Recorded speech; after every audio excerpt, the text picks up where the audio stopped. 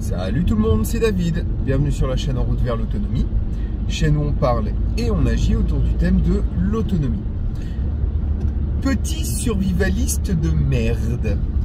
Cette jolie phrase, je l'ai entendue prononcer il y a environ 1 an et demi par quelqu'un qui s'est fâché tout rouge parce que j'avais contredit son fiston.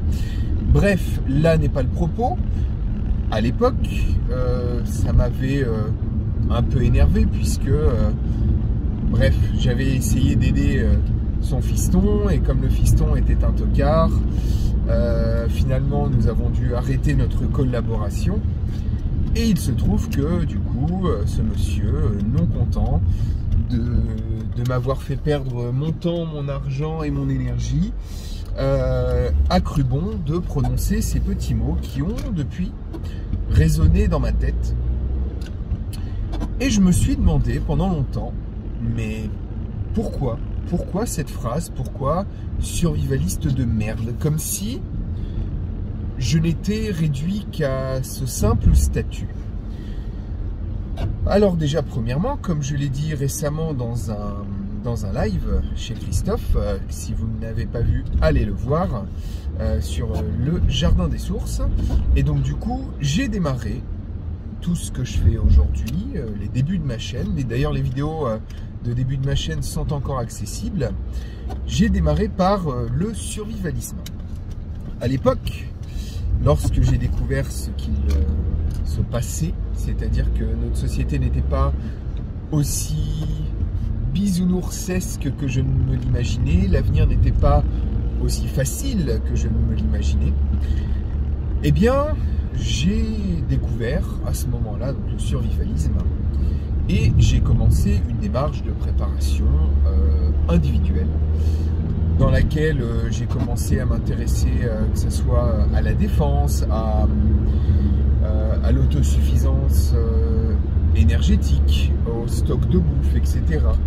Puis j'ai petit à petit évolué pour arriver à ce que je suis aujourd'hui, un genre d'amalgame entre survivalisme, autonomie, collapsologie et tous les mots à la mode qui finalement ne me définissent plus tellement. Et j'ai depuis de plus en plus de recul sur les différents clichés qui sont véhiculés sur le survivalisme, mais ça j'en parlerai dans une autre vidéo plus construite. Là, je voulais plutôt parler du fait que l'image de survivaliste m'avait parfois porté certains préjudices. Je vous avais posé donc la question dans un sondage sur ma chaîne, dans l'onglet communauté, et c'était assez mitigé. Mais la plupart des gens, ça ne leur a jamais posé spécialement de soucis. Alors, pour beaucoup, parce qu'ils ne le disent pas, qu'ils sont survivalistes, pour ceux en tout cas d'entre vous qui le sont. Et par contre, il y a quand même des gens à qui ça a causé pas forcément préjudice, mais qui ont rompu des fois le contact avec certaines personnes de leur famille, ou des proches, ou des amis, voire même se sont attirés certains ennuis ou certaines inimitiés avec d'autres à cause de ce statut. Pour ma part, effectivement, au tout début, j'ai perdu certains amis ou je m'en suis éloigné pour m'en rapprocher par la suite. Et je me suis beaucoup demandé pourquoi les gens me rejetaient, parce que je considérais que la société était en train de s'effondrer et qu'il fallait se préparer. En réalité, avec beaucoup de recul, le problème ne vient pas forcément des autres. Le problème est même plutôt, je pense, 75% du problème vient non pas de la démarche survivaliste, puisque je l'encourage toujours, mais plutôt de la façon d'aborder les choses. Je suis arrivé pendant longtemps à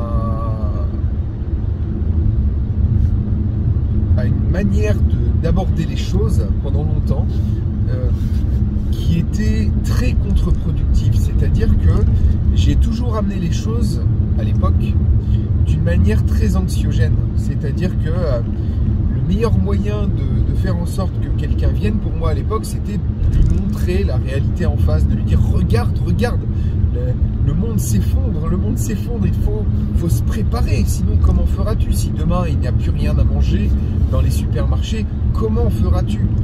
Et ma manière donc du coup de donner des solutions, c'était il faut faire des stocks alimentaires, il faut se défendre puisque des gens vont débarquer chez toi pour te voler ta nourriture, ce sera la guerre civile, etc. Et finalement, les angoisses que je pouvais avoir à l'époque, que je n'ai plus, ont été en fait ma manière d'aborder les choses. C'est-à-dire que j'abordais avec mes propres angoisses l'aspect préparation et la façon de le transmettre aux autres du coup. Or aujourd'hui j'ai une façon beaucoup plus apaisée et disons-le aussi, hein, soyons honnêtes avec nous-mêmes, les événements actuels commencent quand même à nous donner vraiment raison, mais ça n'enlève rien au fait que ma façon de l'aborder, elle, a évolué et aujourd'hui j'essaye d'amener les choses du bon côté de la lorgnette.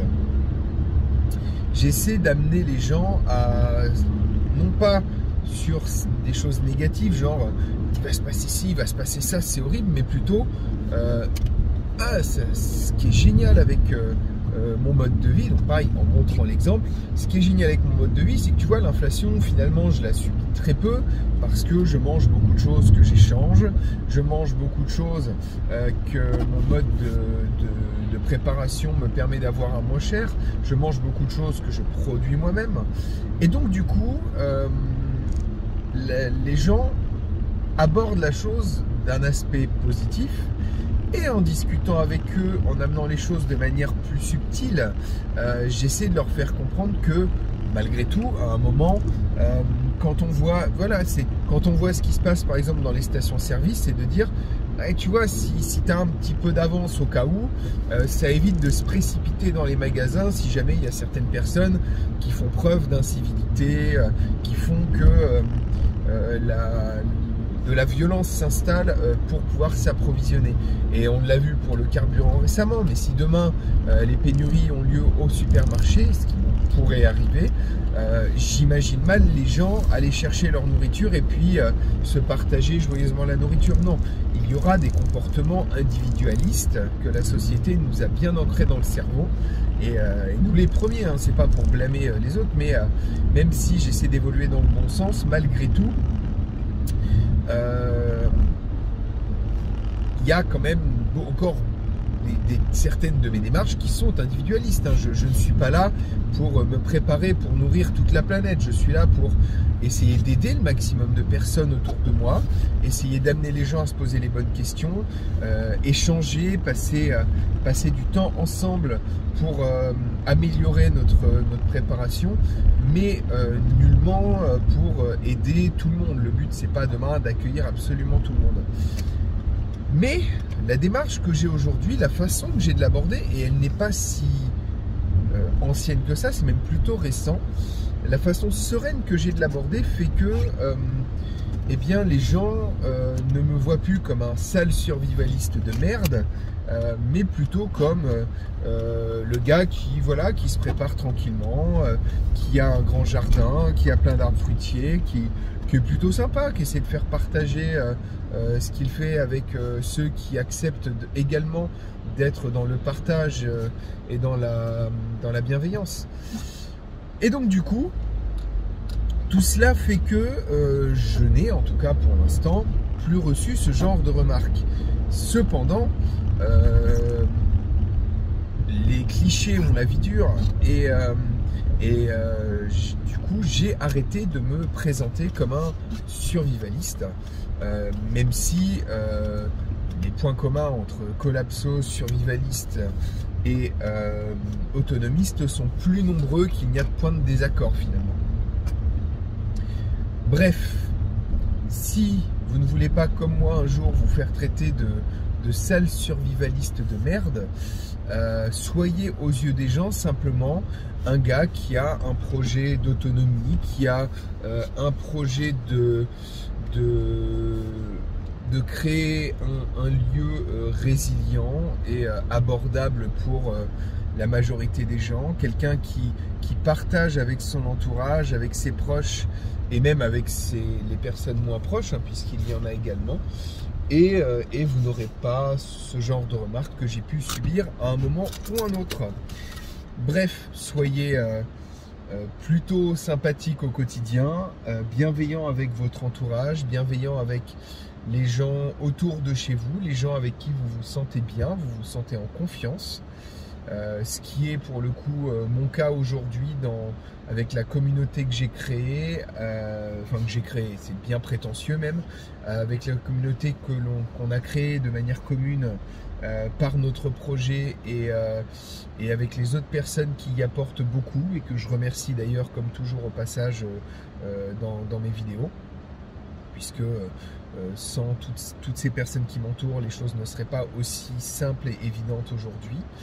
Et en amenant cette bienveillance, en amenant un côté positif toujours de ce que vous faites et non pas le côté négatif, à savoir que vous vous préparez pour un effondrement, mais plutôt que vous vous préparez parce que la société aujourd'hui est inflationniste, pour tout le monde c'est de plus en plus compliqué et parce que vous souhaitez le moins possible être dépendant d'un employeur parfois pas toujours bienveillant non plus, et donc du coup cela permettra d'aborder les choses voilà, de façon sereine. Bref, portez-vous bien et le sale survivaliste de merde vous dit à bientôt. Ciao.